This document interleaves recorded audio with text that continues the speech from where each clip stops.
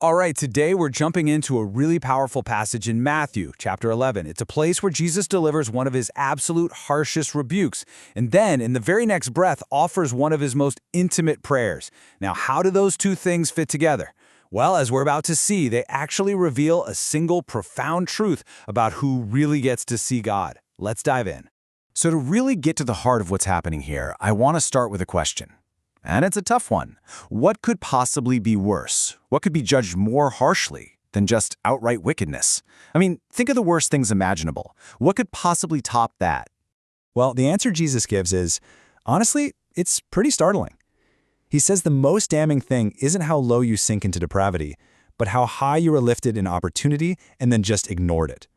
It's about being handed the light and deciding you'd rather stay in the dark. And that is the core idea we're going to unpack today. So we kick things off with Jesus using some of the most severe language we see anywhere in the Gospels. He issues this formal condemnation, this woe unto you. But what's really shocking is who he's talking to. It's not the pagans, it's not the Romans, it's not even his usual religious opponents. No, he's calling out the very Galilean towns that were the headquarters of his entire ministry. And listen to this wording. Then began he to upbraid. Now, in the original Greek, that word upbraid is heavy.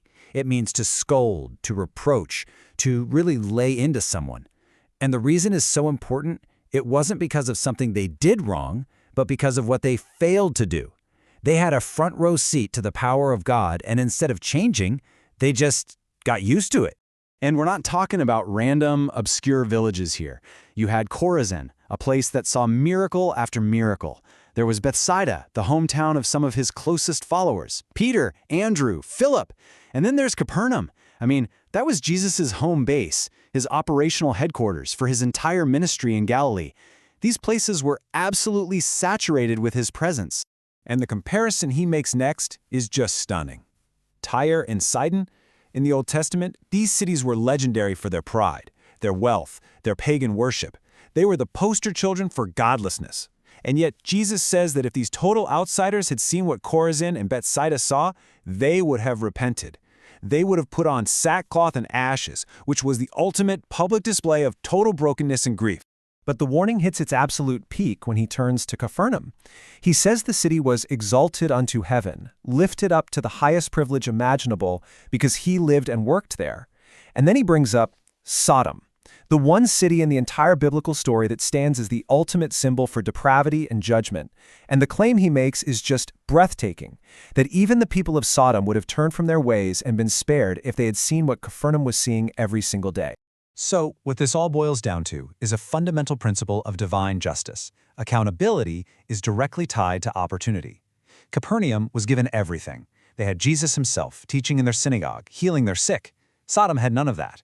And because of that, Jesus says on the day of judgment, it will be more tolerable for Sodom than for the city that was given so much light and chose to ignore it. Then, right in the middle of this intense public rebuke, the whole scene just shifts. It's like the camera pulls back from the crowd, and Jesus turns his face to heaven and begins to pray. And in this prayer, he explains the why behind the spiritual blindness he was just condemning. He reveals why some people see and some people just can't. And right away, we're hit with this incredible paradox. Jesus thanks God for hiding things, hiding them from the wise and prudent, and instead revealing them to babes. You know, this verse is the absolute key to understanding why those privileged cities just didn't get it, and who, it turns out, actually can. Now let's be really clear about these two groups. This isn't about being smart versus being simple-minded. Not at all. The wise and prudent here are the people who are leaning on their own credentials, their intelligence, their religious training, their social status. They think they've got it all figured out. And that self-sufficiency actually blinds them. The babes, on the other hand, are the ones who come with an open, teachable spirit. They aren't so full of their own ideas that there's no room for God to speak. So the critical insight here is that God isn't some cosmic trickster actively hiding the truth from people. It's more like the wise are hiding it from themselves. Their own pride, their cynicism, their need to be the smartest person in the room, it all creates a kind of spiritual static that just drowns out the signal. In a very real way, they've disqualified themselves from being able to receive the truth. And this prayer, it just keeps building, leading to this incredible climax in verse 27. And I'm not exaggerating when I say This is one of the most powerful, most important statements in the entire Gospel of Matthew about who Jesus is and his relationship to God the Father. Okay, so this verse is a theological bombshell, so we got to break it down piece by piece. It starts with this unbelievable claim of authority. All things are delivered unto me of my Father. That means all divine power, all authority, all knowledge, it's all been entrusted to the Son. Then he talks about his own identity. He says, "No man knoweth the Son but the Father." He's essentially saying that his true, divine nature can't be fully figured out by human intellect alone. That kind of complete understanding belongs only to the Father. It sets up this incredibly unique and intimate relationship. And then he says that this intimacy goes both ways. Just as only the Father truly knows the Son, well, only the Son truly knows the Father. And the word for know here is deep. It's not about knowing facts about God.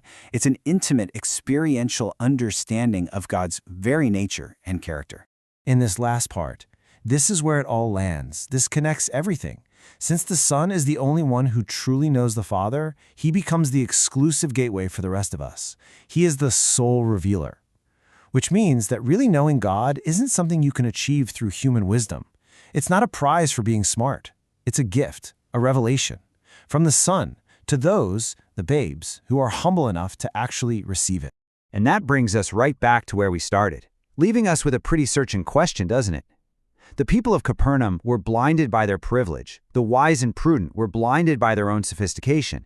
So it forces us to look in the mirror and ask, in our own lives, what might our own cleverness, our own certainty, our own so-called wisdom be hiding from our view?